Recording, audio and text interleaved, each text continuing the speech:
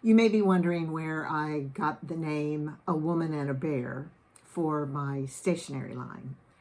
And it comes from an informal social media poll that was done, I think, in 2024 on TikTok.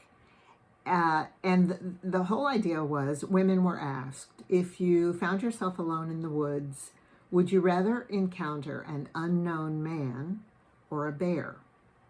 Well, apparently, the majority of women said the bear for some understandable reasons, right?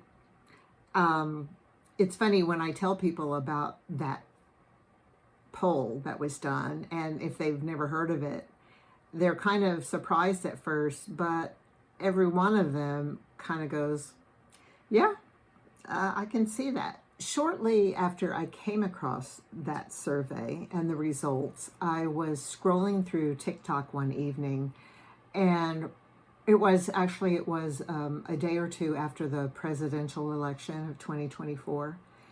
And I'm not sure why I was so shocked, but I was surprised at how many women, especially young women, but just women in general, were lamenting how disrespected and discounted they felt by the results. It was heartbreaking to hear so many young women echo these sentiments. And I realized at that time that I totally agreed with the whole idea of the woman choosing the bear. I got it, and I realized underneath it all, it was about choice, and that is exactly what women have lost.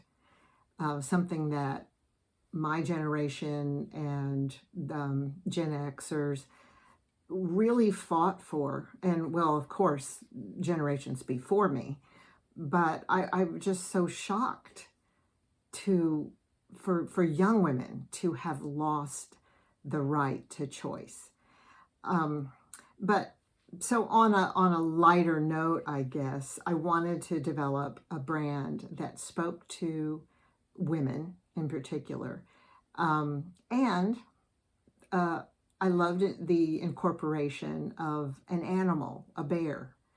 It's an image that I think women see as strong, protective. We always think of mama bears as ferocious and protective. So that was exciting to me. I also wanted a brand that would kind of showcase my irreverence. I'm quite sarcastic in real life, and I think people are sometimes surprised by that. But I have a need to be anti-patriarchy and kind of smart ass about the whole thing. I just needed a vehicle for that. So that was another big factor in developing this line. When I first envisioned A Woman and a Bear, the visual style of it, I could kind of see, or my natural tendency was toward a kind of a vintage fairy tale vibe.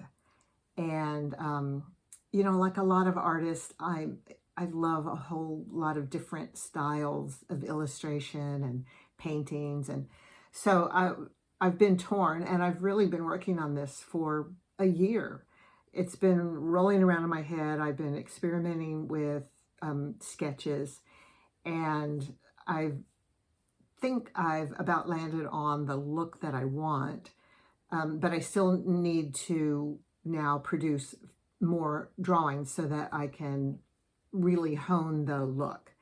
So I created an inspiration board, and it encompasses the colors, the feel, the fonts, the kind of fairy tale look that I'm going for. Here's a preliminary visual mood board that I composed.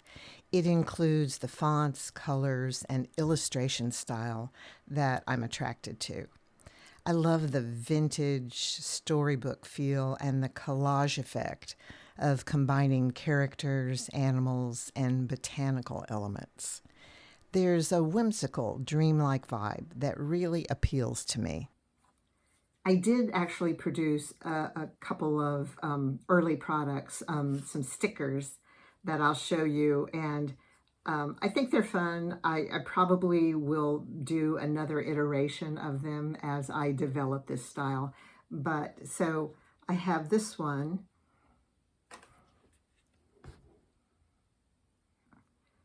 If you know, you know. That's the bear. Pick me. I think that one's fun. This is a good one. This is slightly bigger. It says, I don't know if you could see that, it says wine, because even nice people can bug the shit out of you sometimes. That is the essence of it for me. And then this one, the world is my oyster. I hate oysters. So anyway, that's the vibe. That's the kind of voice that I'm going for with A Woman and a Bear. I'm also going to be retelling some classic fairy tales that my generation grew up with. They were awful. They're awful. I'll be, in an upcoming video, I'll be taking you through the creation of my retelling of Goldilocks. I'm calling it Gingerlocks, and it'll feature a feisty little girl with a head full of ginger hair. I want my stationery line to be fun, colorful, irreverent, and I'll be developing initially mostly greeting cards, stickers, notebooks, that sort of thing.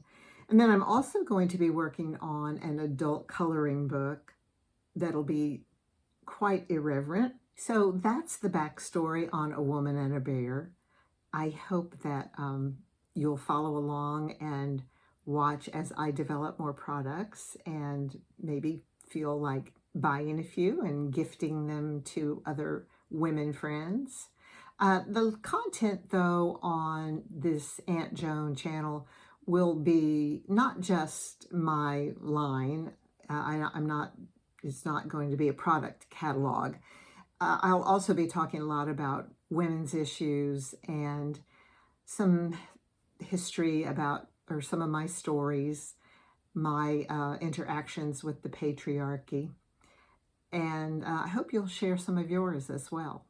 So please subscribe and follow along, and I look forward to hearing from you in the comments.